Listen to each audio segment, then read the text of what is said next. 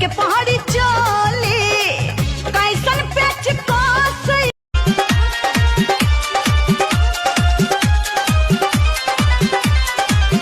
अखियां फर फर फरकाता दिलवा धक धक धड़काता। बिहार के लड़के बोलते हैं सोनी खाए दो ये छोटी डीजे बिट्टू मैरवा। लाली से रोटी। तो उसी बात पे बिहार की लड़कियां बोलती है नैहरे में कैला पानी पानी ये राजा जी ई बतिया ना बतियाई बना ई बतिया ना तोहरा के देखिया गरा जाइले चमले बेला उठे में पगला जाइले।